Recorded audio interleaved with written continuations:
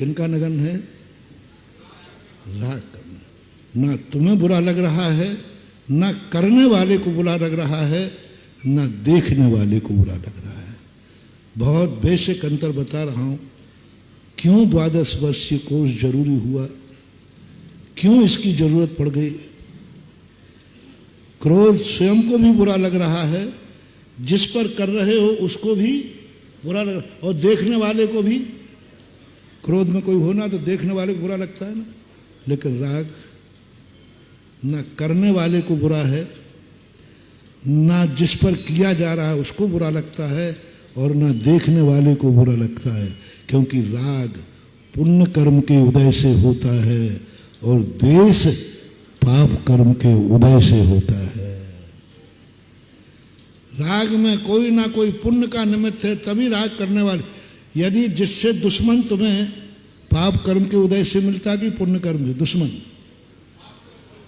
और प्रिय वस्तु जिससे तुम राग करते हो, जिससे आज सारी दुनिया को राग है, वो वस्तु पुण्य के उदय से मिलेगी।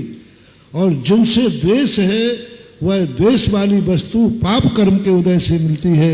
इसलिए धर्म की जरूरत पाप कर्म के उदय से मिली हुई वस्तु के लिए नहीं है, पुण्य कर्म से मिली हुई वस्तु के लिए धर्म की जरूरत है, क्योंकि वो पुण्य कर्म से मिली है। छेड़ालाकार ने पूरे छेड़ाला में राग आग दहे सदा दाद, इसको कोई बुरा नहीं मान रहा है। इसलिए धर्म की जरूरत है, धर्म की जरूरत है। जब तुमसे कोई राग करे, उसके लिए मैं तुम्हें स्वाध्याय करा रहा हूं।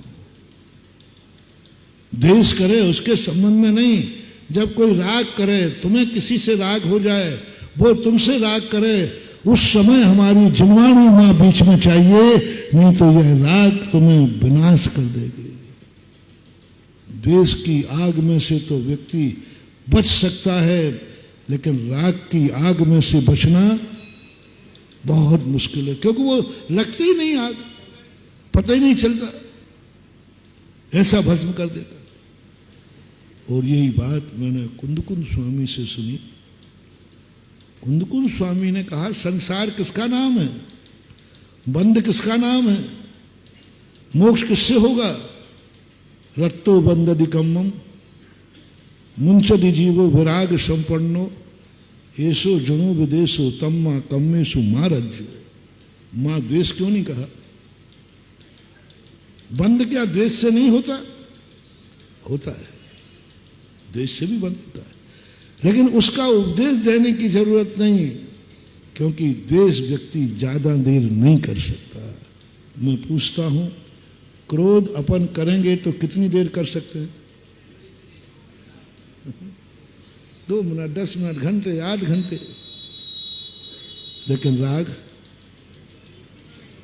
कोई सी, राग में व्यक्ति कभी बोर नहीं होता। द्वेष तो व्यक्ति करेगा, बहुत कम करेगा। ज्यादा द्वेष करेगा तो ब्लड प्रेशर हाई हो जाएगा, ब्रेन हेमरेज हो जाएगा, कुदरत निपटा देगी, ज्यादा नहीं करने देगी। ज्यादा तुमने क्रोध किया तो पसीना आ जाएगा, ब्लड प्रेशर हाई हो जाएगा, तुम अपने आप कामों में चले जाओगे। क्रोध को रोकने के लिए तो कर्म काफी है।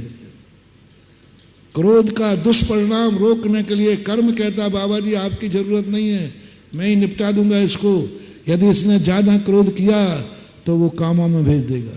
लो अब तो शांत हो जाओगे। यानी क्रोध को कौमा शांत कर देता है, क्रोध को ब्रेन हेमरेज शांत कर देती है, क्रोध को ब्लड प्रेशर शांत कर देता है। कर्म ने शांत कर दिया।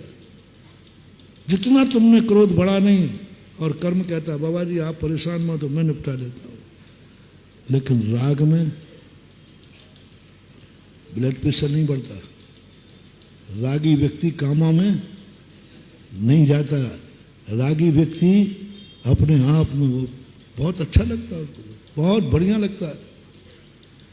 बल्कि अपनी प्रिय वस्तु आ जाए तो जो दुख है वो भी सुख में बदल जाता है। चलो अब कोई बात नहीं, ये व्यक्ति आ गया, कोई बात नहीं। भूख से तो व्यक्ति कितनी देर रहेगा, अच्छा भोजन मिल गया, अब कोई बात नहीं, राग आ गया, ब्लड प्रेशर अब बढ़ेगा नहीं बल्कि बैलेंस आ जाए।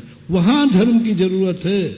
कुंदकुंद भगवान कहते हैं बंद राग से रत्तो बंद अधिकम, देश से किया हुआ बंद इतना खतरनाक नहीं है, राग से किया हुआ बंद कहता रत्तो बंद अधिकम मुंशदि जीवो विराग संपूर्ण। मुनि महाराज को जैन धर्म को बीत देशी नहीं कहा, बीत रागी कहा। बीत देशी क्यों नहीं कहा? बीत रागी शब्द का प्रयोग किया। राग जिसका बीत गया है वह बीत रागी। मुनि राज को बीत देशी नहीं कहा, हालांकि उन्होंने देश भी छोड़ा है, लेकिन उपाधि कौन सी दी गई? बीत रागी दी गई। राग पर प्रहार किया गया, यानी साधु बने। साधना का अर्थ देश को जीतना नहीं, राग को जीतना है। देश को भी जीतना है, लेकिन उसको ज्यादा मेहनत करने की जरूरत, सबसे ज्यादा मेहनत परिश्रम राग को जीतने की है। दिन में खतरा है, फूलों के रास्तों पर खतरा है, पुण्य के उदय में खतरा है, चारों तरफ से बहुत अच्छा समय चल रहा है, उस दिन खतरा है। इसलिए मैंने कहा जैनियों को स्वाध्याय जरूरी है, क्योंकि जैनी तुम लोग पूर्व भाव का पुण्य लेके आए हो। सबसे ज्यादा खतरा, कोई भी पाप करेगा, सबसे ज्यादा पाप किसको बंद होगा? एक व्यक्ति नीच कुलीन है, कल परसों कहा था मैंने, एक व्यक्ति नीच कुलीन है, एक व्यक्ति उच्च कुलीन है, एक व्यक्ति महाराज है, तीनों एक ही कार्य कर रहे हैं, सबसे ज्यादा पाप किसको बंद होगा? डरो मत, डरो मत। गलत कार्य है, वही महाराज कर रहे हैं, वही आप श्रावक कर रहे हो, और एक कोई बिल्कुल नीच, जिसके बाप दादे नीच हैं, जिनका परिवार नीच है, अड़ोसी पड़े नीच हैं, उनके यहाँ सब लोग निंद कार्य करते हैं, सब पापी पाप करते। नीच का अर्थ कोई जाति नहीं है, नीच का अर्थ नीच काम करने वाला। हिंसा है, झूठ है, कुशील है, परिग्रह है, मांसाहारी, शराब, सब दुर्गुण उसके पास है। पूरा चारों तरफ का वातावरण वैसा ही है।